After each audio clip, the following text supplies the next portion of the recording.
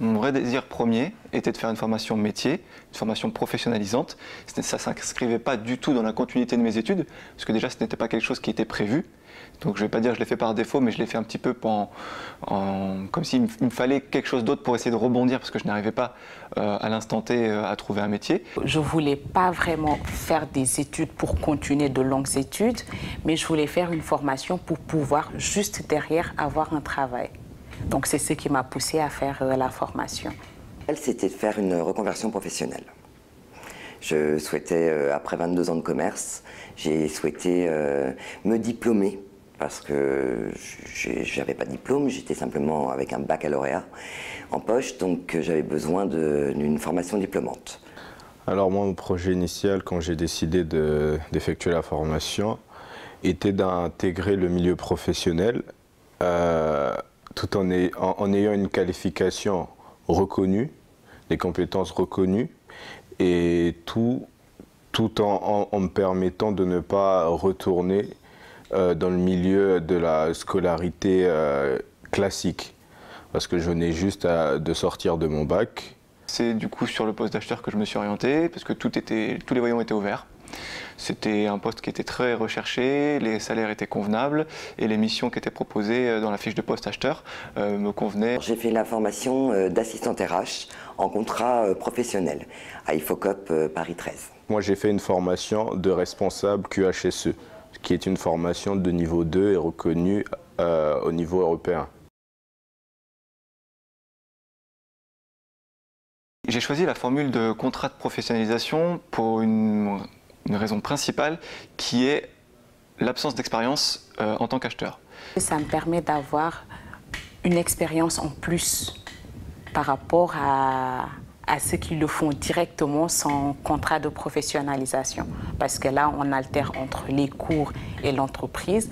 Donc, on a un plus par rapport aux autres à la sortie de la formation. Je ne me voyais pas faire reprendre mes études uniquement en études, c'est-à-dire rester sans le monde du travail. Mon âge et le fait que ça me permettait de concilier théorie et pratique en entreprise. La formule avec contrat de professionnalisation, je pouvais inscrire sur mon futur CV, après ce contrat de professionnalisation, 1 an d'expérience en tant qu'alternant, en contrat de professionnalisation, 1 an d'expérience sur la fonction d'acheteur.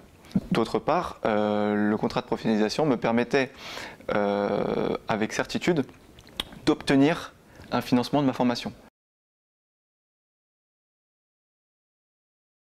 Je suis passé donc par une mission locale et qui, eux, derrière, ils m'ont mis en contact avec un autre pôle de formation qui, eux, accompagnaient les jeunes dans la recherche et dans la validation de leurs projets professionnels.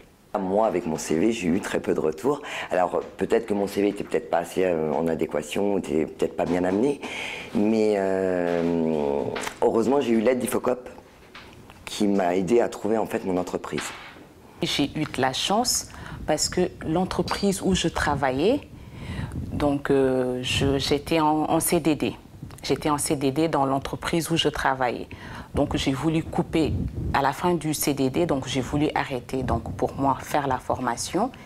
Et vu qu'ils ne voulaient pas que je quitte l'entreprise, donc eux ils m'ont proposé de faire le contrat en alternance au début. J'ai eu beaucoup de chance parce que à l'Ifocop, ils ont déjà comme un portefeuille de contacts. Et au moment où je me suis inscrit du coup pour ce contrat de professionnalisation, Sonia Ismail, qui était du coup ma référente à ce moment-là, m'a dit bah, tiens Cédric, ça tombe bien, j'ai une société qui vient de m'appeler aujourd'hui, qui recherche un contrat pro en achat, et je voulais savoir si ça t'intéressait. J'ai commencé à postuler le lundi, et le vendredi, j'avais mon entreprise. Donc j'ai connu l'Ifocop au travers d'Internet. Mon choix s'est porté sur l'Ifocop par hasard. Exclusivement sur Internet. Donc j'ai commencé à chercher, à regarder un peu partout, à regarder au niveau des forums et tout. Et l'Ifocop acceptait, suivant les motivations, nous prenant un entretien, éventuellement nous prendre sur cette formation, même si on n'était que moins diplômés et qu'on n'avait qu'un bac comme moi je l'avais actuellement. Et j'ai comparé aussi par rapport à d'autres écoles. Donc j'ai comparé et j'ai vu que, bon, Là, c'était vraiment beaucoup plus élaboré, donc le programme coïncidait plus à moi ce que je voulais faire. Donc c'est ce qui a fait que j'ai choisi IFOCOP. Du fait qu'il prônait beaucoup plus l'insertion ou la reconversion professionnelle dans ce qui correspondait vraiment à ce que je recherchais. Et en plus de ça, c'était le fait qu'à la fin de la formation, il y avait un certificat de niveau 2 qui m'était délivré et qui était reconnu au sein du territoire français et à l'étranger. Le fait que ça soit diplômant, c'était très important pour moi, oui. J'avais besoin d'avoir un atout au niveau diplôme, parce que je pense que ça bloque un petit peu au niveau du travail si on n'est pas diplômé aujourd'hui. J'ai fait mes recherches, j'ai quand même constaté que l'IFOCOP c'était un gros réseau professionnalisant, qui avait des grosses structures qui étaient reconnues. Tous les voyants étaient ouverts, je me suis dit, allez, je me lance avec l'IFOCOP, ils m'ont rassuré, ils m'ont bien présenté la formation et le diplôme, donc je leur fais confiance et je me lance avec eux. La répartition est assez atypique, il faut dire. 3 jours école, 2 jours entreprise. L'avant-dernière semaine du mois, c'était 2 jours à l'école, 3 jours en entreprise. Et la dernière semaine, généralement, j'étais tout le temps en entreprise, toute la semaine. Mais là, c'était vraiment basé sur la disponibilité des formateurs. Donc, c'était quelque chose de vraiment pas constant. Donc, je pouvais être en école un jour et tout le reste de la semaine en entreprise. Je pouvais avoir 3 semaines en entreprise, 1 semaine en IFOCOP. Des fois, je pouvais avoir 2 semaines à l'IFOCOP et 1 semaine en entreprise. J'avais un calendrier sur l'année, en fait, où la répartition se faisait, mais de manière très aléatoire. Dans ma situation, ça ne m'a pas du tout gêné, du fait que j'étais à proximité de mon entreprise et de l'école. C'était vraiment aléatoire. Donc, je pouvais rester 2 semaines et ne pas aller en entreprise, et ces 2 semaines-là, être à l'école. Comme je pouvais rester 1 mois en entreprise et aller juste 2 jours à l'école. Donc c'était vraiment aléatoire. Mais finalement, moi je m'y suis fait, ça m'a plu, parce que j'ai tendance à me lasser vite des choses, et une redondance ou une régularité sur 1 an, ça peut des fois être assez lassant, on rentre dans une certaine monotonie. Mais j'étais vraiment plus en entreprise qu'à l'école. Donc pour moi, ça allait.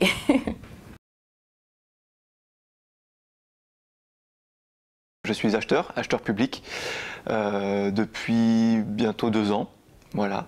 Je n'ai pas eu de mal à retrouver un emploi tout de suite après mon alternance. D'ailleurs, pour être honnête, pendant mon alternance, peut-être 2 semaines avant la fin de mon alternance, j'ai été débauché. J'ai vraiment commencé les recherches vers mi-juillet. Mi-juillet, donc mi-août, vraiment, j'avais déjà fait mon entretien et tout, et je devais commencer fin août. Je suis toujours au sein de la société dans laquelle j'étais en contrat de professionnalisation. On m'a proposé de rester. Alors j'ai accepté un CDD actuellement, mais moi je souhaite changer. Je souhaite trouver un métier qui corresponde plus à mes envies. Je suis assistante commerciale ADV en import-export. Donc je suis sorti en juin. J'ai obtenu mon diplôme de niveau 2, à l'IFOCOP.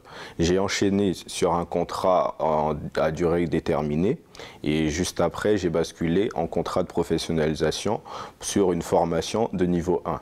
J'ai la rémunération que je souhaitais, j'ai même, je veux dire, un petit peu plus que ce que même j'espérais.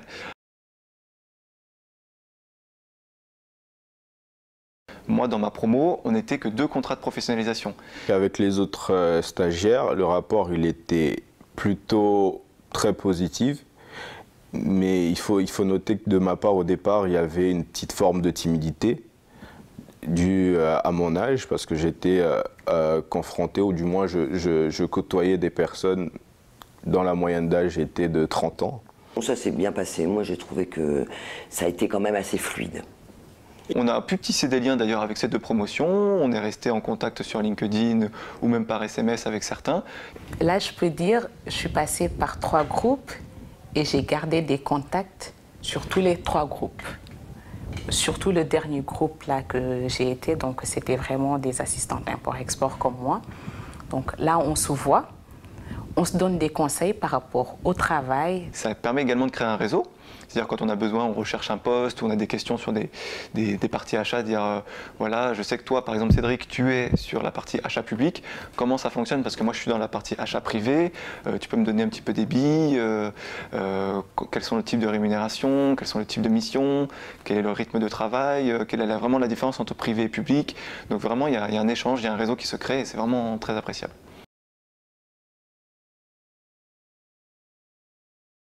Pour moi, oui, c'est un succès parce que ça m'a permis d'apprendre quelque chose de nouveau. Ça m'a permis d'acquérir des compétences que je n'avais pas et ça m'a permis aussi, sur le plan personnel, de pouvoir m'ouvrir un tout petit peu aux autres.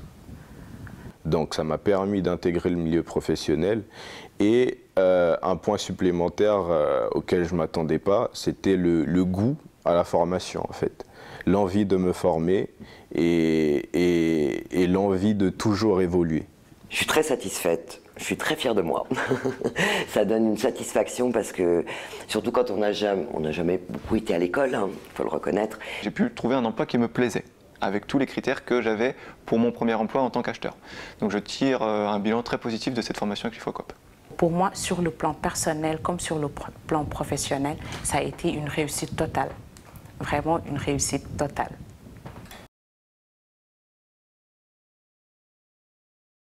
C'est déjà un accompagnement. Ce que je souhaiterais saluer dans l'approche de l'IFOCOP, c'est la proximité entre la direction, entre le personnel encadrant et les stagiaires. Ce côté professionnel qu'on ressent, et ensuite, avant même d'essayer de trouver une entreprise, une fois qu'on est tout de suite inscrit, on a tout de suite des formations. On a été reçu à Rungis pour nous présenter un petit peu où, comment, quelle façon de trouver les formations, vers où cibler. L'IFOCOP a un grand réseau. L'IFOCOP est toujours présent pour nous si on les sollicite, si on a besoin d'être mis en relation avec tel type d'entreprise. La formule de l'IFOCOP est beaucoup plus professionnalisante, beaucoup plus d'interventions de professionnels et beaucoup plus dans la pratique que purement dans la théorie. Donc ça, j'ai vraiment apprécié. Déjà, soyez motivés. Je dirais une discipline à se donner. Accrochez-vous parce que les cours sont quand même assez denses.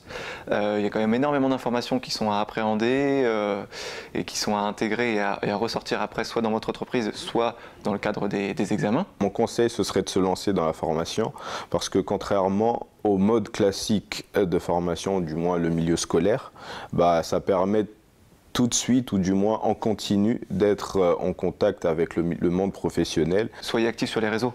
Montrez-vous. Si vous venez faire une formation avec l'IFOCOP, c'est que vous êtes en recherche d'emploi. Si vous êtes en recherche d'emploi, LinkedIn est un biais qui est pour moi fondamental pour avoir une visibilité sur le marché du travail.